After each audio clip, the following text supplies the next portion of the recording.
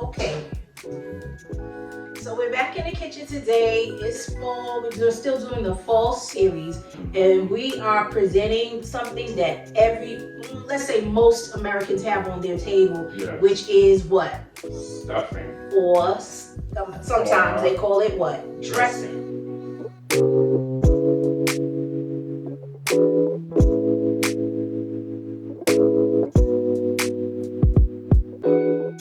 So stuffing is the main difference is the stuffing is stuffed into something, most likely your turkey. Dressing is usually made on the side in another pan. They don't usually like for you to do that stuffing anymore because of the salmonella and for reasons of it not getting cooked all the way. We don't want to make anybody sick. So the preference. Oh, we're gonna do dressing. Is dressing. There are a lot of ways to do dressing.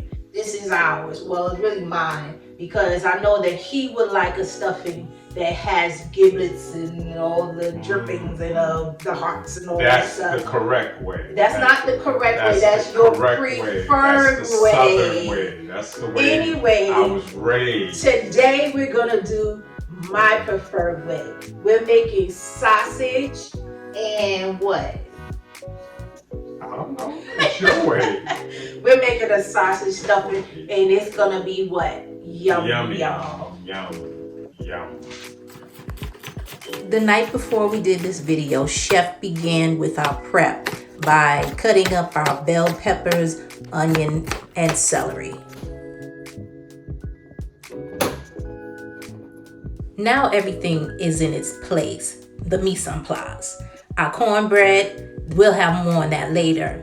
All of our cut veggies, our onion, garlic, pepper, our 2 eggs, and our sausage, as well as one of our key ingredients, chicken stock. So what we're doing now is we're rendering down some sausage. They have different flavors. They have hot, they have mild, they have spicy, they have sage. Which one this is, I'm not sure. That's the regular one. It's the regular one. You have to say, sometimes it's hard to find the sage one. Especially I do prefer around the sage, but we'll bring that flavor in a little later. We have sage? Yep. This is a good time to start preheating that oven, 350 degrees. Were you in the kitchen? Were you helping? Yeah, I was always in there nibbling. You're always nibbling on something. My mother was the type, she liked to do everything herself. She did the turkey, she did the dessert, she did the collard greens. Whatever we had, she did it. There was no help. So you just used to go in there and sneak and taste. Yeah. Thanksgiving, I think, is always my most favorite time of the year. A lot of people say Christmas, but I like Thanksgiving because it takes the pressure off for having to give people gifts. It was just enjoyment of family and sitting around the table eating. Yeah. Okay, so my husband just asked, can we put some sriracha in there and some sage and some other stuff? And my answer is no. This is my version of dressing. Okay, sausage is cooked thoroughly. Okay. I'm gonna move it to the pan. Now we're gonna add those 2 sticks of butter to that pan with the sausage. We don't want to scrape it out too much. We want to leave as much fat and cream as you can because you're gonna saute your vegetables down in there. Okay, now we're gonna add all of our veggies, our onion. There's 1 onion, 1 red pepper, 1 green bell pepper, and 2 stalks of celery.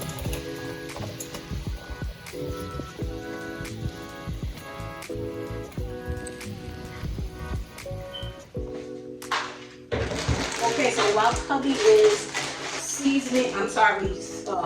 sauteing the vegetables, I'm gonna go ahead and begin building. Now, I took the sausage. I have this sausage that he sauteed in the pan. I chose, just for convenience, some cute herb stuffing that's already pre-made from the store, just out of convenience. You could use day-old bread. You can go to the store, your bakery, ask them for day-old bread, or you can take your ends of your bread and save them a couple of days, cube them up, just sit them out on your counter and let them dry up. Or the other way you could do it is put those same cubes in the oven just to dry up. But we also are now going to add what we call our cornbread. This is our signature cornbread that Chef made earlier. We're going to add that to our stuffing mix. Some people prefer stuffing. Go ahead, baby. Can I ask you a question? Yes. What kind of butter did you use? Unsalted butter. Unsalted butter or salted butter? 2 sticks of unsalted butter should be used because you want to adjust your salt. You have to adjust your salt, and some of the other ingredients have salt in them as well. But with this, well, now you know. With your stuffing mix, I'm gonna mix this really well together. Some people prefer a drier stuffing, or some people prefer it a little more wet. I'm more like in the middle, or pointing towards the drier side. That's just my preference, but you can cook it how you like. Just make sure it's cooked all the way. I'm also going to use a sleeve of buttery crackers. Now these have salt in it as well. That's why we should really try to monitor the salt that we place into our dressing, just so we don't make it too salty. I'm going to crush those up and then mix them up with our dressing. And that's just one sleeve, one bag of the stuffing mix, herb stuffing mix, and then one batch of our signature cornbread mix. Here's how we did it. Mix together 3/4 cup of cornmeal, 3/4 cup of all-purpose flour, 1/4 teaspoon of salt, 1.5 tablespoons of baking powder, 4 eggs, 3/4 cup of sugar, and 1/2 of a 7-ounce can of creamed corn.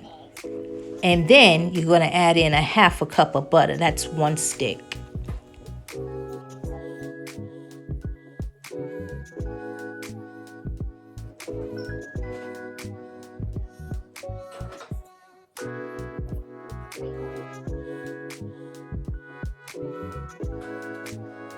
Now, whenever you make this recipe, don't use your hand mixer or your power mixer. Just do it by hand. Use a spatula or wooden spoon, because if you over mix this, your cornbread will be tough.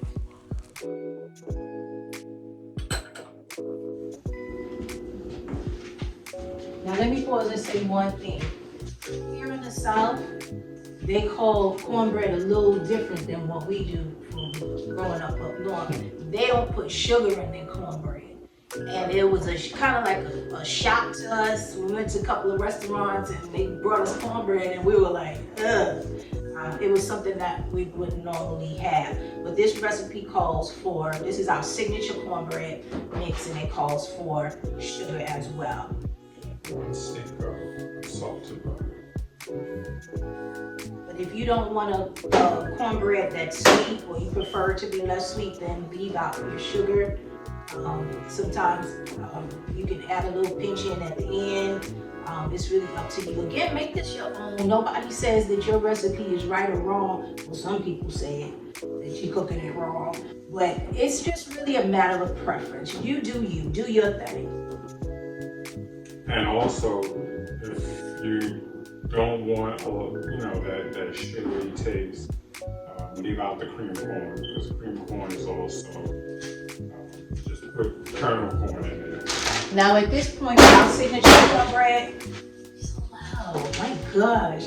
With our signature cornbread, we usually put in bacon bits and Monterey cheddar cheese as well, and also red green chili peppers. It comes in a little small can, and it gives it a smoky taste. But for this reason, since we're making a dressing and I didn't want those things in there, we didn't put it in. But feel free to go ahead and add those things. It really makes a tasty cornbread. This doesn't need to be pretty, because we're gonna break it up for our cornbread. So we're just gonna cook bacon into this aluminum pan. And don't worry if you see some crumbs that didn't really get thoroughly mixed up. It's okay. It'll still bake up well. It's messy. Now, who's gonna do all these dishes? Into the oven at 400 degrees. Now, our signature cornbread always has our maple butter topping on it. So here we mix a half a cup of butter, a half a cup of maple syrup, and just a pinch of kosher salt. And it makes a wonderful glaze for the top of your cornbread. I like to have now back to that dressing. To it, so you don't want to take it down till it's translucent. Just to saute it a little bit and give it some softness and some flavor. Okay.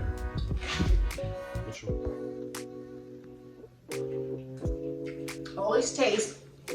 Again, we've always told you can always add, but you can't take away. So gradually season.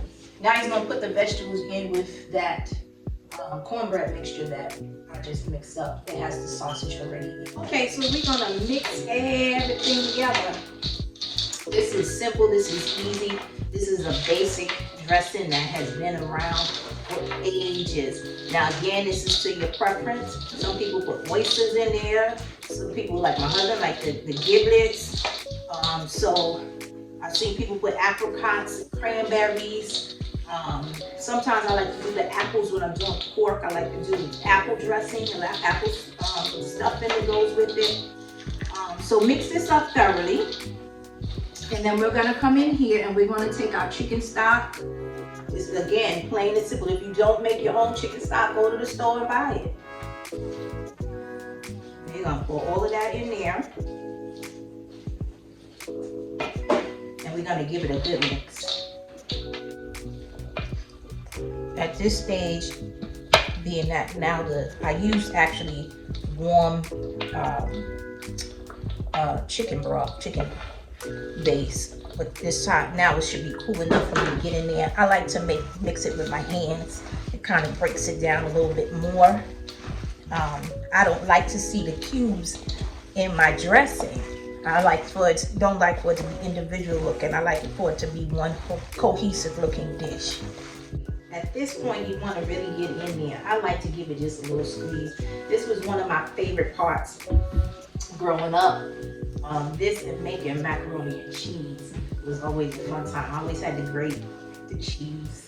That was my job.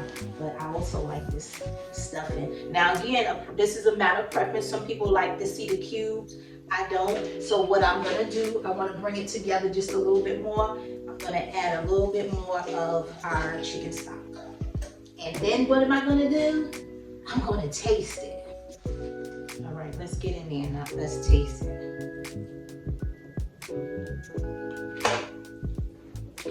That's good already.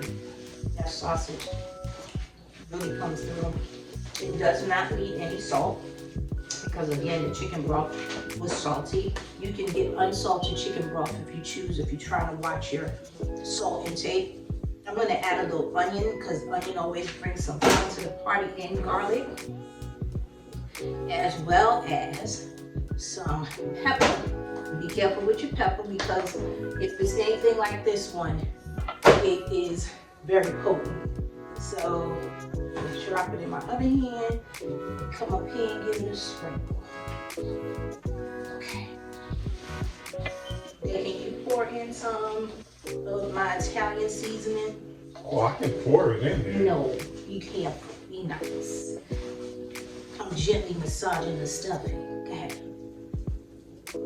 Now, a lot of people use poultry seasoning, which I would have used, but for some reason, the stores have been out of it. That's good. Thank you.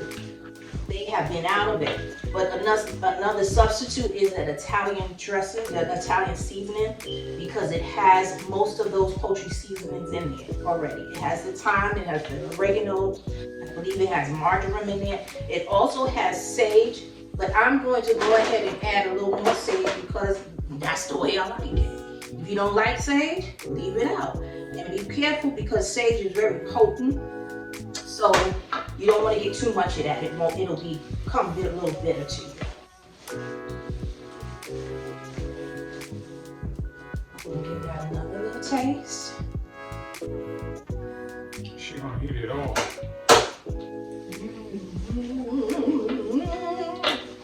If your dressing ain't singing, ain't doing nothing. This is good. For taste? No, I'm full. If it was your dressing, you would make me taste it. Yeah, but I just had 2 slices of pizza. All right.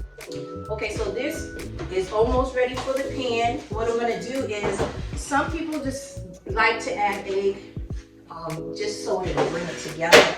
I've seen people add like 4 eggs to this.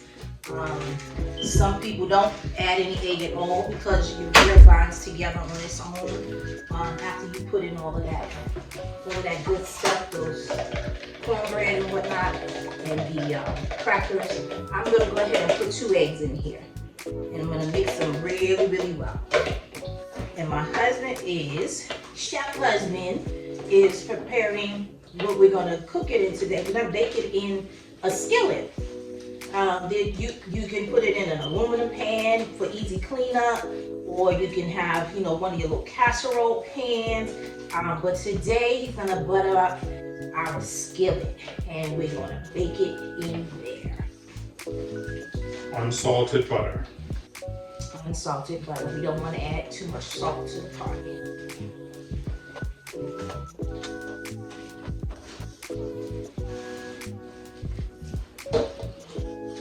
Smells good.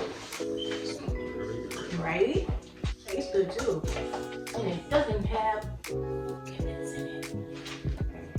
That's what it's Dang, supposed to what? You giving that pan up bad. I'm gonna make sure. This might be a little too much, but it's not gonna hurt. All right, you finished? And in she goes.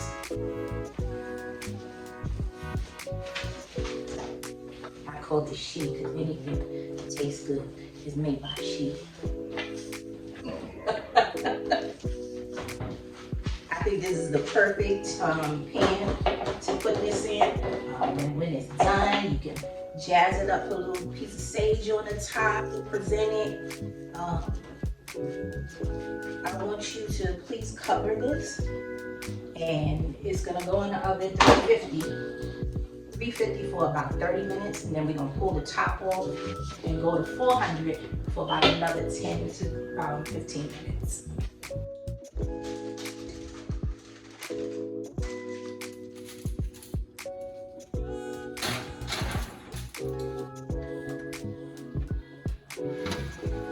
After 30 minutes, we're gonna pull it out and remove the foil.